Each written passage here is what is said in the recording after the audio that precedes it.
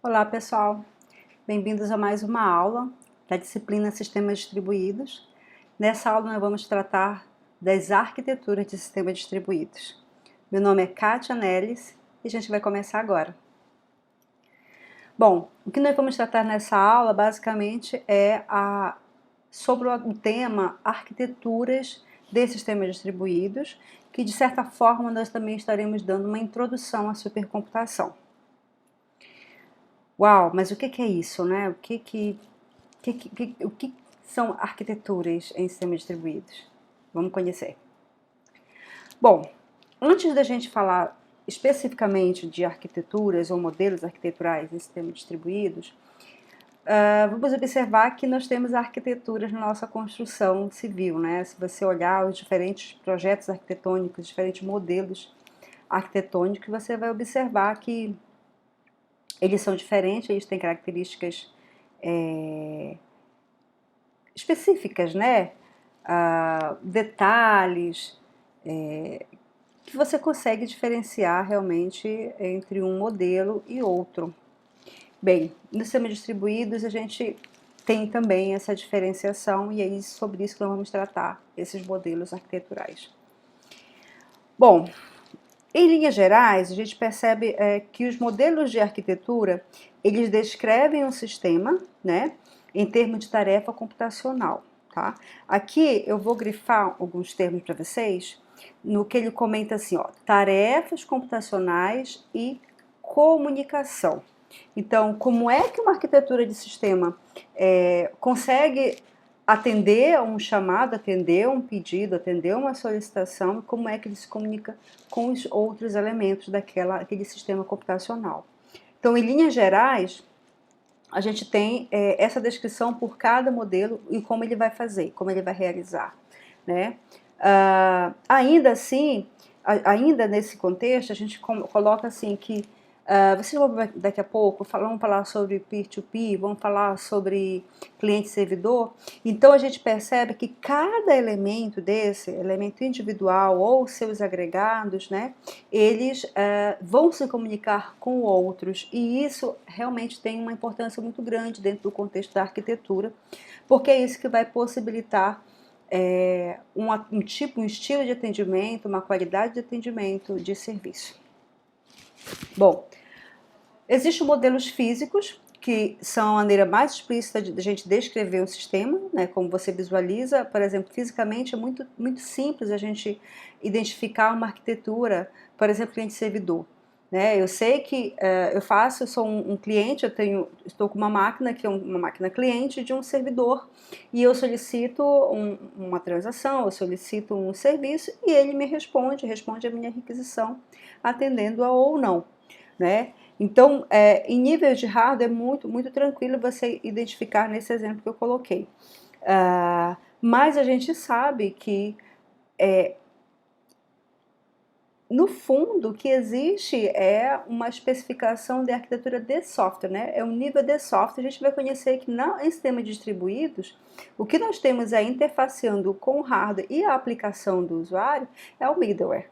É ele que vai se responsabilizar e fazer grande tarefa para atender essas requisições, para trazer esse modelo arquitetural, na verdade, para a gente compreender as arquiteturas de sistemas distribuídos. Bom, vamos continuar. Fala sobre modelos fundamentais, né, que adotam perspectiva abstrata, que na verdade, para você compreender, você precisa ter um olhar mais no físico, do hardware, e mais no software, né? De modelo fundamental, a gente tem um modelo de interação, que vai considerar a comunicação entre os elementos daquele sistema. Os modelos de falha, que vão permitir com que você analise as maneiras pelo qual o sistema pode deixar de funcionar, né? Por isso que ele comentou que modelos fundamentais têm muita base abstrata. E os modelos de segurança, né, que consideram como e de que forma o sistema está protegido contra tentativas, interferências, né, no seu funcionamento. Tá? A representação, então, dos elementos de hardware, eles se concentram nos modelos físicos do sistema distribuído. E aí a gente tem aqui alguns sistemas distribuídos primitivos, né? A gente tem os adaptados à internet, que até outro dia a gente estava falando mais sobre ele, e atualmente os contemporâneos. Bom, os primitivos, eles surgiram na década de 1970, 1980, em resposta ao surgimento de tecnologia de redes locais. Então, normalmente é utilizado o padrão da internet. Os sistemas distribuídos adaptados para a internet surgiram exatamente em função do uso da internet, né? E aí, dos anos 1980 e ali, veja, 90 até meados do que nós temos agora, né? 2000, talvez 2000, não, 2000 a gente já estava aí com algumas aplicações mais avançadas, mas a gente pode dizer que essa geração ela surgiu em resposta realmente ao crescimento da internet. Aqui que a gente vai ver, pessoal, o uso do Corba, os servlets, os applets, sabe? Que aí mandava a requisição, um cliente, rodava do cliente ou rodava no servidor, e aí que a gente começa a falar sobre o cliente gordo, cliente magro, né? Então, bem nessa geração. Só que atualmente, a gente chama de sistema distribuído contemporâneo, essa forma é uma forma que o Tannenbaum organizou, e no Colors também, o que a gente tem é um atendimento ao que mudou, né? Hoje a gente tem, por exemplo, se você pega uma arquitetura computacional de um mobile e verifica a arquitetura computacional de um mainframe, você vai ver assim que é gritante a diferença, né? E como é que eles conseguem se comunicar? Como é que a arquitetura, como é que eles conseguem arquiteturalmente se comunicar? E aí é uma resposta a toda o IoT, né? Essa realidade que nós vivemos hoje, né? Então, olha só, eles comentam assim, que a gente tem desde computadores relativamente estáticos, computadores de mesa, né? Até a gente tem o que? Computadores heterogêneos, dispositivos totalmente heterogêneos, separados, né? Autônomos, né? Imagina que a gente tem aí sistemas que você lida com sensores, por exemplo, né? Que são autônomos, carro autônomo, etc., né? E totalmente dependente, né? Em função da estrutura física, tá? Aqui nessa imagem a gente tem uma classificação, né, desde do aspecto quando nós tínhamos sistemas distribuídos primitivos, né, cuja escala era pequena, a heterogeneidade que mostra exatamente a diferenciação entre um módulo e outro, entre um dispositivo e outro, era muito limitada, né, geralmente numa configuração homogênea, eu tinha ali uma rede local, né, bem homogênea, geralmente máquinas muito similares, né. Os sistemas abertos nessa época não era prioridade e a qualidade de serviço estava bem no início. Os adaptados para a internet, a gente já teve uma mudança, a escala já é bem maior. O que a gente pode ver também é a heterogeneidade significativa em termos de plataforma, que a gente tem plataforma diferente, a gente tem middleware diferente, linguagem de programação diferentes, né? Os sistemas abertos, a gente tem uma prioridade significativa, inclusive com padrões diferentes, padrões abertos aí sendo empregados. E a qualidade de serviço, então, tornou-se fundamental, né? Porque vários serviços aparecendo, a qualidade também, o nível de qualidade aumentando. Atualmente, a gente tem, então, uma mudança muito mais maior, muito mais significativa, né? A gente tem uma escala ultra grande. Gente, quem que não tem um computador acessando o serviço distribuído? Quem que não utiliza um WhatsApp? Quem que não utiliza um Instagram, né? As redes sociais, um Gmail ou uma ferramenta de produtividade que é distribuída? Então, é muito grande esse alcance nessa escala. A heterogeneidade muito maior, né? Eu tenho desde sensores, por exemplo, de movimento que fazem parte do sistema distribuído, celulares e etc., sistemas abertos, então, é um grande desafio porque a gente tem padrões existentes que ainda são incapazes de abranger sistemas complexos, né, de se comunicar. Então, ainda existe ali uma dificuldade para abertura de comunicação. E a qualidade de serviço, então, é um desafio à pesquisa, porque, primeiro que qualidade é um conceito muito subjetivo, né, mas ainda que se estabeleça qualidade nesse nível de geração em sistema distribuído, ainda também continua incapaz de abranger os sistemas mais complexos, tá? E é dentro desse cenário que a gente vai continuar a falar, tá bom? Bom, e aí Professora, você comentou sobre os modelos arquiteturais. Modelos arquiteturais possuem elementos arquiteturais.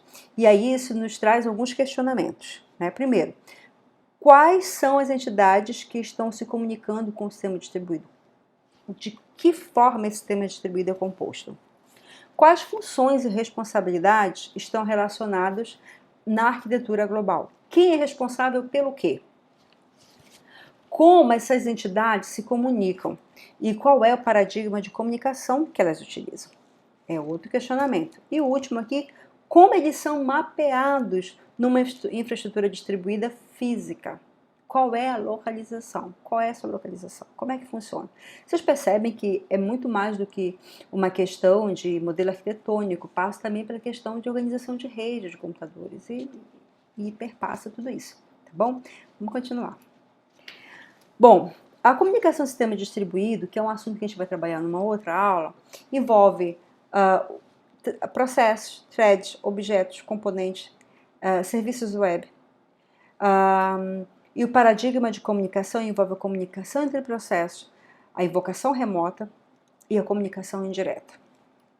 Olha só, aqui a gente tem um quadro que fala das entidades e dos paradigmas de comunicação dentro de sistemas distribuídos. Eu tenho, por exemplo, entidades que se comunicam de maneira orientada a sistema. Então, eu tenho os nós, né, eu tenho as entidades e eu tenho os processos que demandam. Né, o processo, eu tenho uma máquina aqui, que é um nó, né, dentro daquela rede, veja que eu tenho um olhar de rede, e aí eu demando um tipo de serviço ou algo assim que eu chamo de processo. Né? Isso orientado a sistema. Tem orientado também a problema. O orientado a problemas, eu tenho os objetos, eu tenho os componentes e eu tenho os serviços web. Cada um desses aqui, pessoal, tem uma forma diferente de se comunicar. São entidades, mas que utilizam paradigma de comunicação diferente, tá bom? Não precisa não necessariamente o mesmo. Então, os paradigmas de comunicação, que é como se comunicam, veja, enquanto aqui eu tenho que se comunica, né, que são os nós, processo, objeto, componente, serviço, eu tenho como se comunicam. Se eu tenho uma comunicação entre processos, eu posso passar mensagem, eu posso utilizar sockets e eu posso trabalhar com um multicast.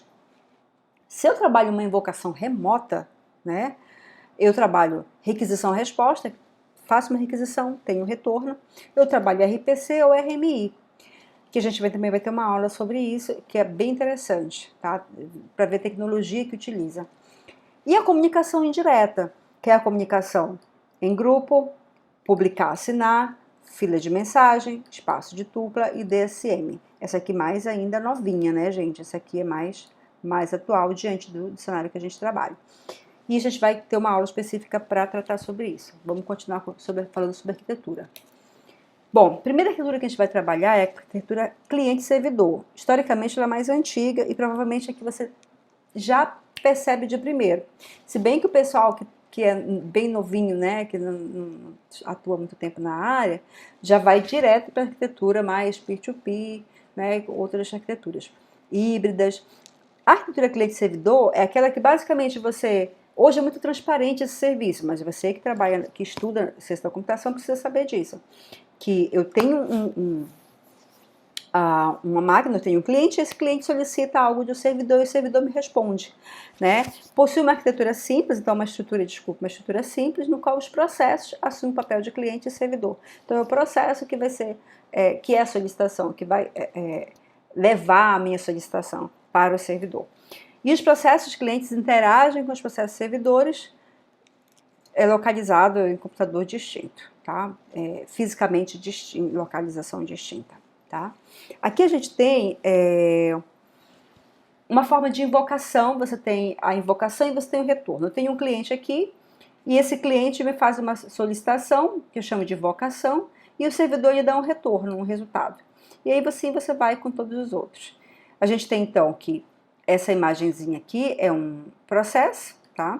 E um computador é esse processo. Então, é um processo dentro de um computador que faz a invocação para outro. Mas eu quero que você perceba que também aqui eu tenho um servidor e esse servidor pode fazer solicitação para outro servidor. A gente vai verificar isso especialmente quando a gente trabalha, quando a gente visualiza essa arquitetura cliente-servidor através de camadas.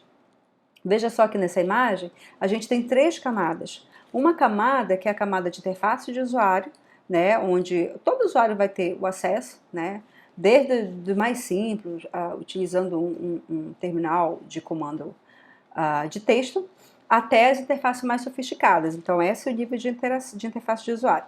Mas entre a requisição que é feita numa solicitação de usuário, até chegar nesse servidor, eu passo por outros níveis. Nesse nível aqui, por exemplo, se eu for um sistema web, eu vou acessar a página HTML, eu vou acessar um algoritmo de ordenação, ou algoritmos diversos, para poder acessar a base onde está essa informação.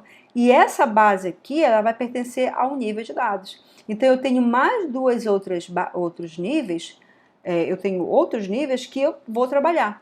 Se eu estiver apenas utilizando a interface de usuário de um sistema empresarial, por exemplo, que eu vou fazer uma consulta a um banco de dados, eu vou ter um sistema gerador de consulta que está independente, gente. Isso aqui eu posso estar, por exemplo, num outro servidor, sem problema nenhum, tá? E o de dados está no outro servidor, sei lá, esse aqui é o servidor 1 e aqui está no servidor 2.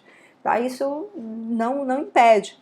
É o que a gente vai estar vendo que existem essas camadas. E aí o que acontece? Nesse caso aqui, aí o servidor 1 já vai fazer solicitação para o servidor 2, que é onde eu encontro a base de dados. Tá? Então, ainda assim, eu tenho uma arquitetura cliente-servidor que está trabalhando em cima de camadas. Tá? Aqui numa outra imagem, acho que dá para a gente ter uma outra explicação mais clara, que é quando eu falo aqui, ó, exemplo de um servidor que age como cliente.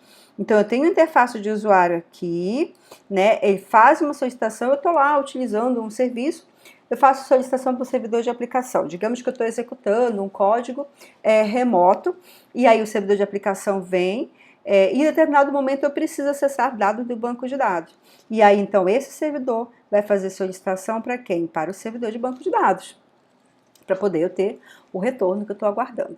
Tá bom? Então, essa é uma visão que você percebe que também o servidor, ele pode servir, ele pode atuar como cliente, sendo o processo ali solicitando para o outro servidor. Tudo bem? E é importante vocês perceberem isso, porque vocês não se amarrarem no sentido de que só o cliente faz solicitação para servidor, porque também o servidor pode assumir o papel de cliente e fazer solicitação para o outro servidor. Aqui nessa outra imagem, a gente tem algo também bem interessante, porque a gente tem a máquina de cliente de um lado e a gente tem a máquina servidora do outro lado.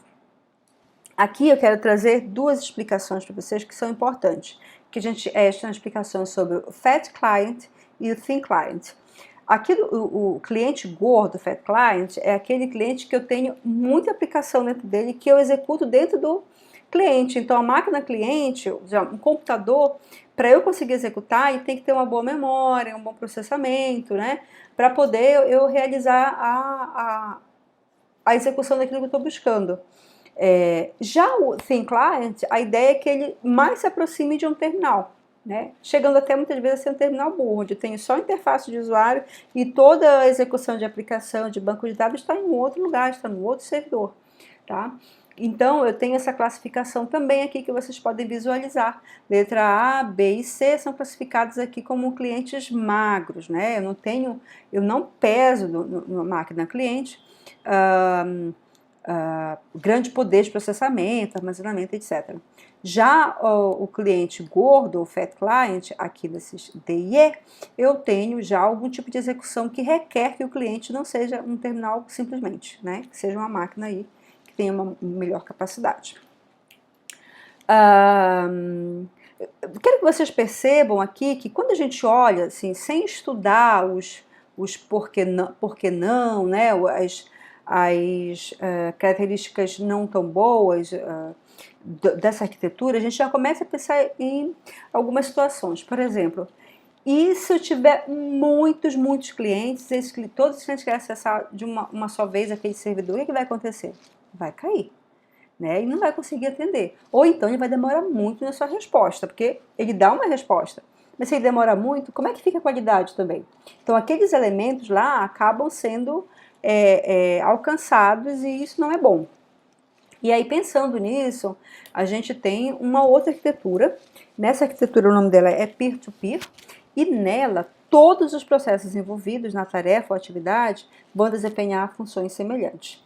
E cada um vai interagir com os seus pares.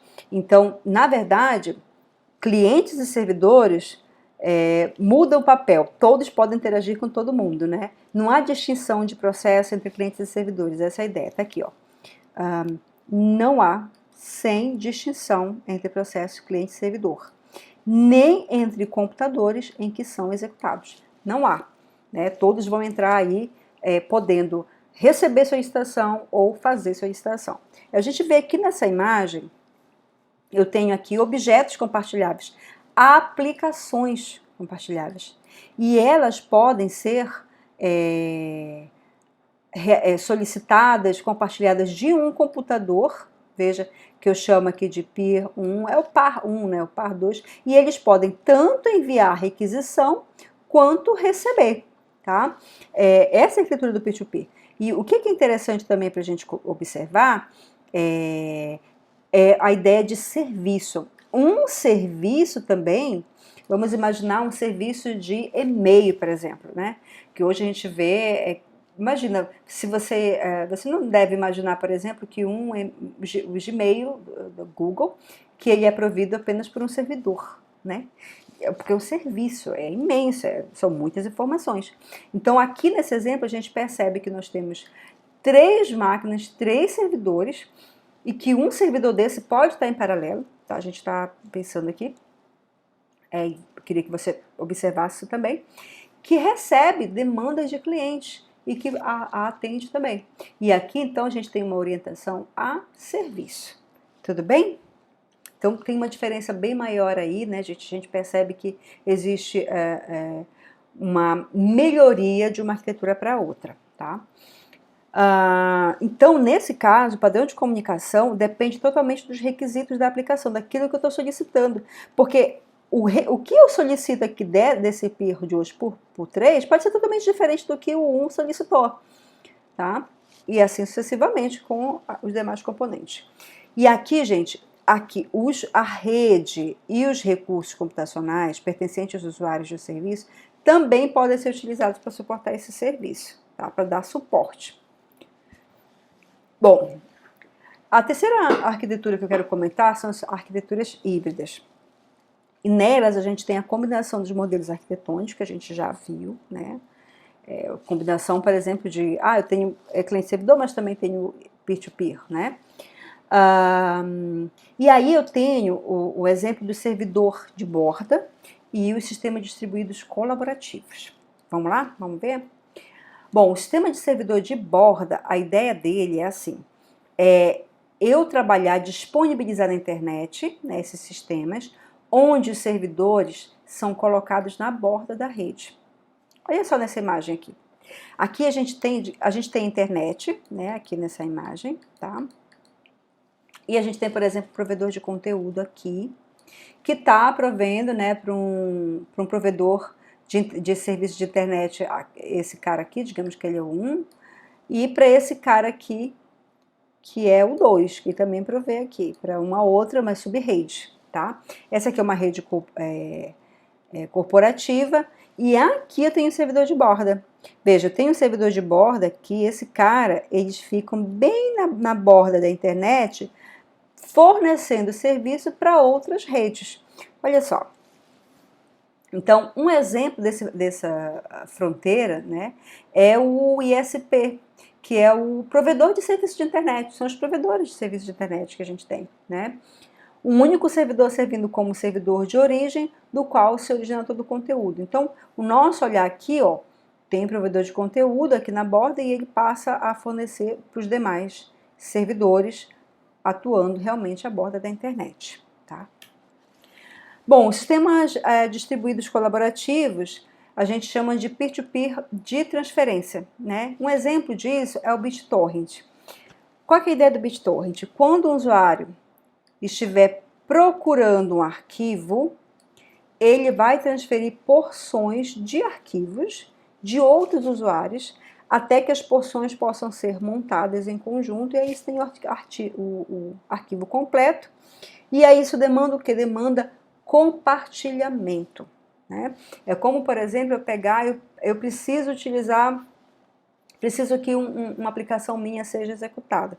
Para isso, eu vou disponibilizar parte do meu poder de processamento local para execução de uma outra aplicação colaborativa. E aí, uma vez que eu consigo compartilhar, eu posso ter o que eu estou buscando, então, porque outros estão compartilhando com essa capacidade. Então, essa é a ideia do sistema distribuído colaborativo. Olha só, a gente tem aqui, ó, a gente tem aqui o nó cliente, tá? E trabalhando, visualizando, nós temos outros nós.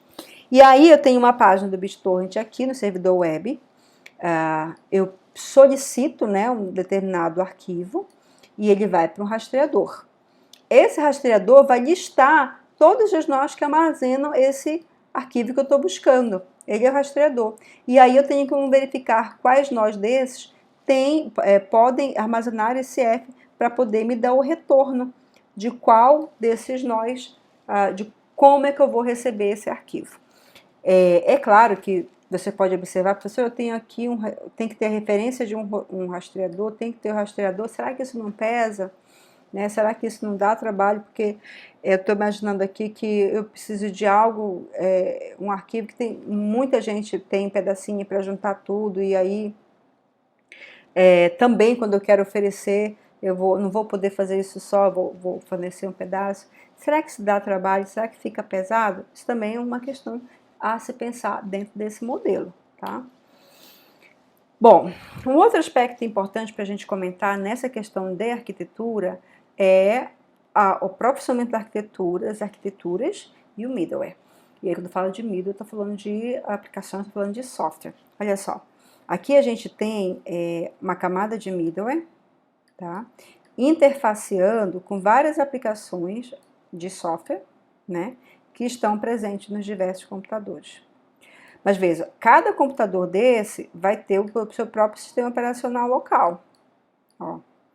Então, esse middleware, ele vai interfacear com quem? Com essas máquinas e também com essas aplicações. Então, é importante considerar que para uma plataforma distribuída funcionar, esse middleware tem que ser capaz de se comunicar, independente da arquitetura. Bom, gente, então a gente está chegando no final aqui dessa aula. Eu gostaria muito de pedir que vocês fizessem a lista de exercício, pelo menos escolhesse 5 exercícios de cada lista de exercícios que estão ao final do capítulo, tanto do livro do Tannenbaum quanto do livro do Coleridge, que vocês já acessaram.